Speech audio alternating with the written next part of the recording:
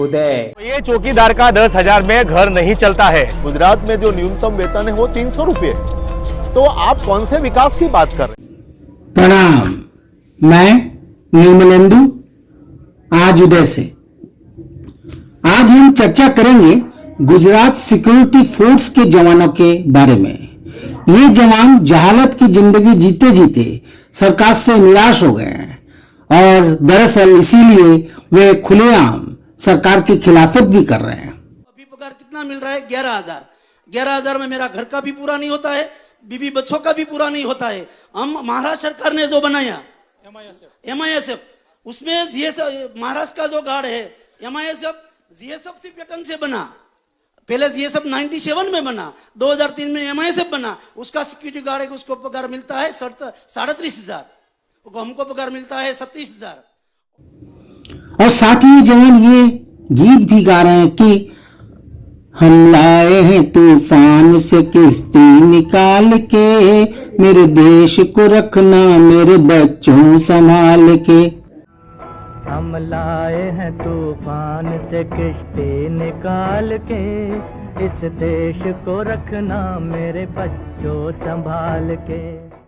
इस गीत के माध्यम से वे आम जनता को यही संदेश देना चाहते हैं कि इस देश रूपी बगीचे को संभाल कर रखो और यही तुम्हारी पूंजी है।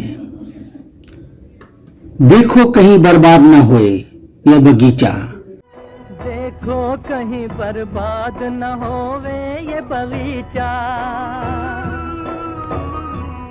देखो कहीं बर्बाद न होवे ये बगीचा।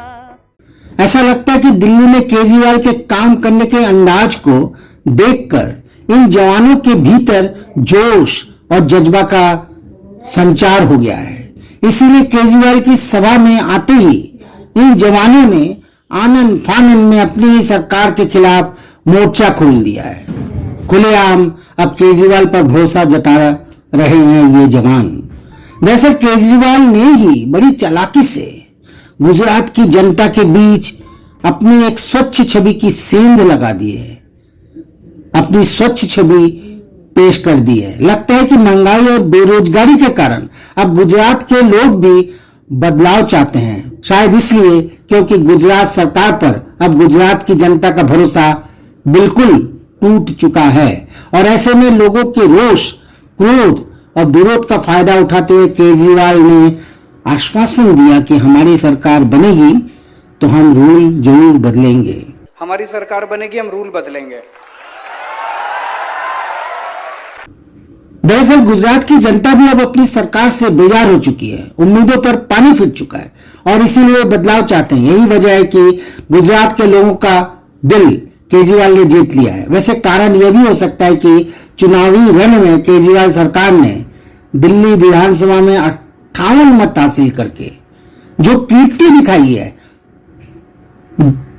वो सब कुछ देखकर ऐसा लग रहा है कि आम आदमी पार्टी का दिल्ली में कोई विकल्प ही नहीं है और इसीलिए इस पार्टी पर भरोसा कर सकते हैं। इस प्रस्ताव के पक्ष में 58 सदस्य हैं,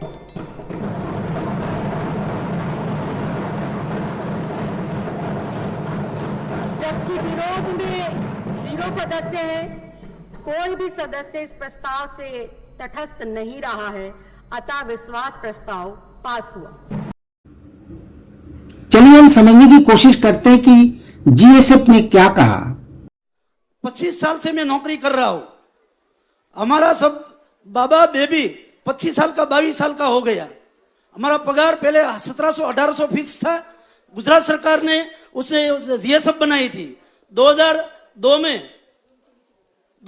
में गृह सचिव, जो गृह मंत्री है, गृह सचिव है, उसने एक निकाला था पत्र कि GSF लीगल है, GSF गुजरात सरकार का पार्ट्स है। फिर भी हमको अभी पगार कितना मिल रहा है? 11,000।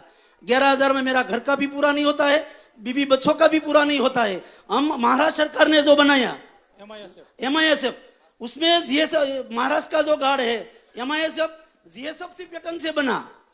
पहले GSF 97 में बना, 2003 में MISF बना। उसका सिक्योरिटी गार्ड है, उसको पगार मिलता है 37,500। हमको पगार मिलता है 37,000। और यहाँ जो भर्ती 11,000 पगार मिलता है। यहाँ जो भर्ती हुई उसमें जो अभी भर्ती वो कर रहे हैं उसमें भ्रष्टाचार आप चाहिए कहीं दुनिया में नहीं देखा होगा। जिस डॉक्टर ने बताया कि इनलीगल है, डॉक्टर ने बताया अनफिट है, तो अनफिट है फिर भी हमारी ऑफिस ने उसको ऑर्डर दिया। वो युवराज भाई को सभी हमने जो भ्रष्टाचार है वो युवराज भाई को दिया है। हमारी विनती है कि आपकी सरकार आए, हम सरकार में हैं। 25 साल से गुजरात की विधानसभा, गुजरात आरटीओ, गुजरात आपका जो मंदिर है जीएमबी, सभी जगह गुजरात इंजीनियरिंग कॉलेज, सरकारी जगह में हम फर्ज बजा रहे हैं। इतने पगार में हमारा पूरा नहीं होता है, सभी कर्ज भी लेना पड़ता है। एक रिक्वेस्ट है कि तो आपकी सरकार आए तो पहला जीएसएफ का कुछ सोचो, हमको कायमी बनाओ, हमारा पगार पर। और सरू आईपीएस हमारे उसमें सीओ पद पे वो सब है ना, सीओ पद पे भाजपा का जो आता है वो रिटायर्ड आईपीएस रखता है, वो रिटायर्ड। तो आप आए तो सरू आईपीएस, उसको सस्पेंड होने का डर लगता है, इसलिए सरू आईपीएस रखो, ऐसी विनती है। और भ्रष्टाचार मिटाओ। जय भीम, जय संविधान। इन दिनों इलेक्शन के माहौल को और गर्म करने के लिए ही अरविंद केजरीवाल गुजरात पहुंचे हैं। यहां उन्होंने जवानों और पत्रकारों के दर्द को दिल से बांटा। दरअसल जो कुछ भी इन जवानों ने मोदी जी और उनकी सरकार के खिलाफ कहा वह हमें सोचने पर मजबूर कर देता है कि क्या हमें आजादी इसीलिए मिली थी। ये बड़े दुख की बात है, ये बड़े दुख की बात है कि इन्होंने आर्मी की भर्तियों में एक तरह से अब टेम्पोररी पोस्टें निकाली हैं। रेगुलर पोस्ट की बजाय टेम्पोररी पोस्ट निकाली है। क्यों निकाली है?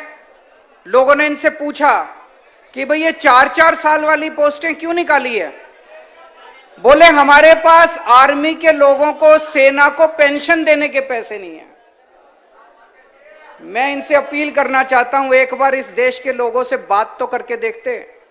इस देश के 130 करोड़ लोग एक टाइम का खाना कम खा लेंगे, लेकिन अपने सैनिकों के लिए पैसे देने को तैयार हैं। यह बड़े शर्म की बात है, यह बड़े शर्म की बात है कि केंद्र सरकार कहती है कि हमें अपने सैनिकों की पेंशन देने के पैसे नहीं है। हम देंगे, इस देश की जनता पैसे देगी, तुम चिंता मत करो। अपने दोस्तों को 10-10 लाख करोड़ रुपए का कर्जा माफ कर देते हो। अपने दोस्तों के 10 लाख करोड़ रुपए के कर्जे माफ कर सकते हो, हमारे युवाओं को पेंशन देने के पैसे नहीं है तुम्हारे। हैरानी तो यही है कि यही जवान आज इस बात का रोना रो रहे हैं कि उनके साथ भेदभाव किया जा रहा है। सच है, भेदभाव हो रहा है, क्योंकि जो सब कुछ इनके साथ हो रहा है वो अकल्पनीय ही नहीं, निंदनीय भी है। यह देखकर हम यह सबक सीख सकते हैं कि अगर देश में ये जवान ही सुरक्षित नहीं है तो हम कैसे सुरक्षित होंगे। ऐसे जवानों को हम नमन करते हैं जिन्होंने सरकार की खुलकर खिलाफत की। इनकी हिम्मत को मेरा प्रणाम, क्योंकि ये जानते हैं कि खिलाफत का परिणाम इन्हें भुगतना पड़ सकता है, लेकिन बावजूद इसके वह अपना कर्म धर्म समझकर, कर्तव्य समझकर निभा रहे हैं। सच तो यही है कि यह जज्बा, जोश और हिम्मत हर हिंदुस्तानी में होनी चाहिए, क्योंकि जो गलत है उसका विरोध हमेशा सीना ठोक कर करना चाहिए। इतिहास आपको बागी कह सकता है, लोग आपको बागी कह सकते हैं, लेकिन गुलाम कभी नहीं कहेगा। जी हां, गुलाम कभी नहीं कहेगा, और यही सच है। तो आज बस इतना ही। आपको यह वीडियो कैसा लगा? अच्छा लगे तो आप जरूर कमेंट्स करें और शेयर और सब्सक्राइब भी करें, यही मेरी गुजारिश है। आप इसे नकारेंगे या सकारेंगे, दोनों ही स्थिति में हमें आशीर्वाद देंगे आप। प्रणाम।